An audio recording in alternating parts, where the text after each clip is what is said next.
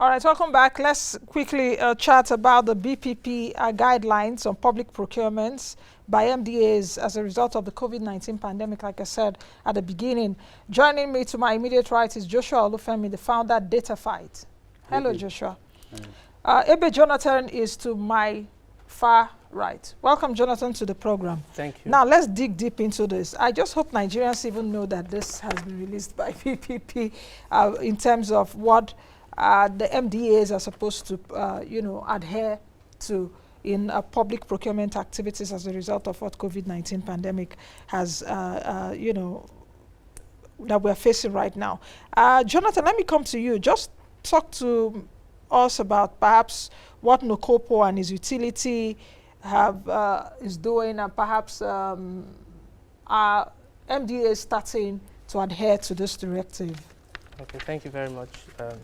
Nokopo is a Nigerian open contracting portal, and the Nokopo is all about publishing, making public procurement in Nigeria accessible and available to the public, and this should be carried out by disclosing information on the public procurement activities by MDAs. MDAs are expected to disclose, and the goal of this is to ensure that there's transparency and accountability in the procurement process, and the information is meant to be available to all stakeholders. By stakeholders, I mean citizens, you and I, private sector, civil society organizations. Now, just a little background. Prior to the development of this portal, the Nigerian government had adopted to the open contracting data standards sometime in 2016, and that was part of the commitment of the National Action Plan of the OGP, that's the Open Government Partnership. So making public procurement available to the public is a strong commitment which Nigeria has adopted to. So now the ministries, departments, and agencies are expected to publish, they are mandated to publish their public procurement information on the portal. The question is now, have they started adhering to that directive? Now, as at the last, most recent analysis that we carried out sometime in the second week of May this year, adherence has been, I would say, adherence has been quite low, because we have over 450 MDAs in Nigeria, and as at that time we carried out the analysis, only 16 MDAs were publishing as at that time. As at the second week of May, you said? Yes, okay. Only 16 MDAs. And now going into the guidelines that was issued by the BPP, an interesting part of the guideline is where transparency and accountability is also a key focus in that guideline. It ensures that MDAs that are carrying out procurement in this COVID-19 response, it ensures that they carry it out transparently by publishing their procurement plans on the Nokopo portal, and for the for BPP, for the Bureau of Public Procurement, to assess and release their funds to them. But as of today, on the COVID-19 data that that the Bureau for Public Procurement published on the Nokopo portal, just about 4 MDAs have published their information. So in terms of adherence, I would say that it's quite low, but it's still, I feel MDAs should do more to publish their information. Okay, let me come to Joshua. Are there any revelations from the data on COVID-19 being released by the MDAs? Because just like we were saying before the break, the last time I checked, I saw about 1.4 trillion. Now, that was like how many days ago? So when did I even check? So what's the situation right now? Perhaps any revelations as a result of that data being released? Yeah, thank you. So a couple of, I would say, insights, of course, and revelation based on the data that we have. Like Jonathan said, you have just 4 agencies of government that have so far, published their data. That's the NCDC itself. You have the Ministry of Environment. You have NSCDC, which is the under the Ministry of Interior, and you also have the National Primary Healthcare Development Agency, NPHCDA. Those are the 4 that are published among what you expect from about 50 MDAs so far. In terms of the total amount that has been that you have in the data set that's been released, as at this morning, as at yesterday night, yes, it was 1.45 billion. Today it's 1.845 billion that you have across all the 4. What we've seen preliminary is that a number of these contractors don't have their information on the database of the Bureau of Public Procurement. And that is essential to the guideline that the Bureau released.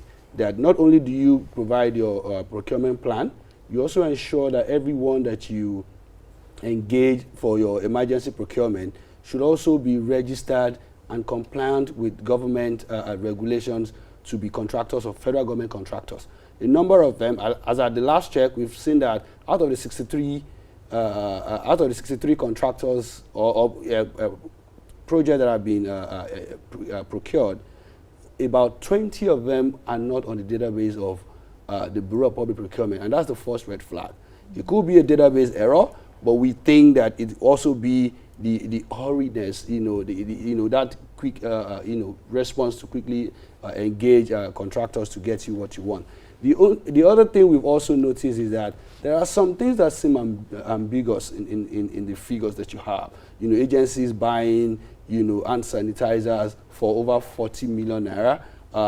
Buying face masks for over 48 million naira. How much a unit is it going for? And you're wondering, are you buying for the entire state or you're buying for just an agency? That's one thing. And more pressing, you would imagine that among all of these procurement, that important things, aside supplies, were done. But you were seeing jeeps being procured, maybe for field work, fine. But we weren't getting anything as much as Nigeria wanted in ventilators. I think we only had roughly about 20 million going to beds.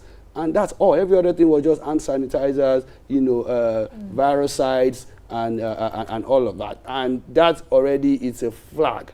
Because how do you even, track the, something that is just an essential utility? It's being used. That's what you get. So even at the point of monitoring for Bureau of Public Procurement, you don't get all of these things in place. So that's essentially what we've noticed. Apart from the fact that the contractors, some of them are not compliant, some of them are not even on the CSC, the database of companies. You also see that there are ambiguous amounts being released by. Now, with this, that shows the critical role, perhaps, which civil societies need to play, and it shouldn't be downplayed, especially at this critical time. Just like you said, are there specific techniques, perhaps, applied to cater for citizens that need simplified data on this? Jonathan, let me take you on that, and you may just want to just comment a bit if you quickly, Jonathan. Okay, so the Public and Private Development Center has a dedicated web platform called Budeshi. Budeshi means open it in Hausa. So the platform houses procurement information that we source through the Freedom of Information requests that we make to ministries, departments, and agencies. So what the platform does is it links budget information, budget and procurement information to public services. So citizens have the access. The platform is available to the citizens. Citizens can access and do their comparisons, get their data on projects that are being carried out across the country in their localities. They can as well use the data sets to monitor projects, to know the implementation status of these projects. And we also try to simplify these data sets by breaking them down into infographics. Okay. We do a lot of that on our social media handles, just to break down the data sets for our audience to be able to understand. Okay. So likewise, what we do, of course, in partnership with PPDC at Dataphyte, is to liberate the data from whichever format that you have it. If everyone goes to the website now, it's very difficult for you to even just download the data or make sense out of it. So we try to first bring it out and make it accessible. The other thing we do is also to put it in the hands of accountability agents, such as the media. I was coming to that how can perhaps PPDC and Dataphyte support journalists and CSOs? Right. So someone like me, for example, that deals with data on a daily basis. Right. So one of the things that we planned to do was the coming Friday, to have a training for 6 investigative journalism newsroom across the country, including Premium Times, the cable, ICIR, Business Day, A.I.T is not Daily there. Trust. Of course, we would include you, on the go, but it's a rolling thing. Okay. But just to empower them with this data, and also take the data that you have on the Open Treasury portal and then arm them with this.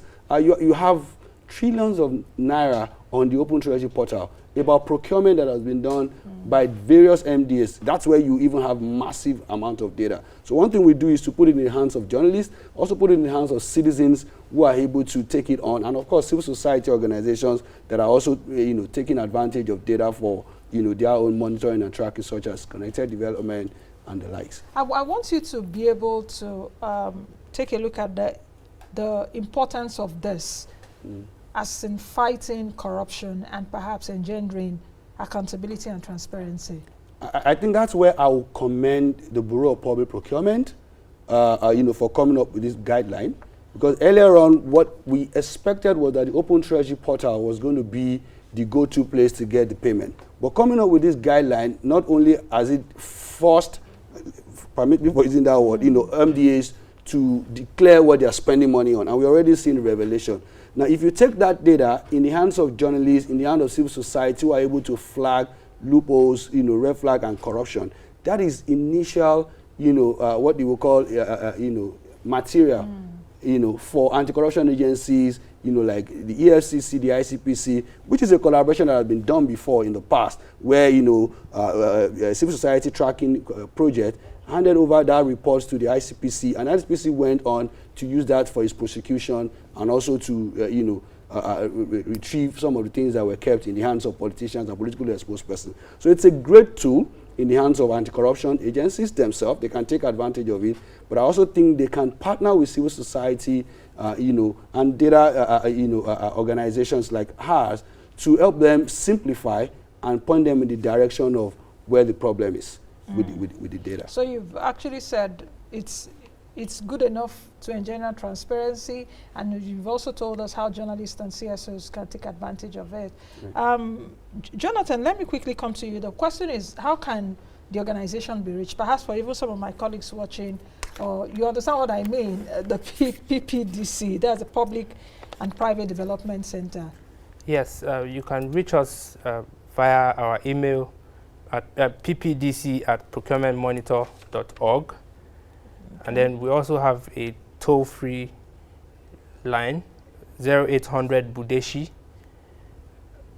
Okay. And then our official phone number is 0706 66 18896.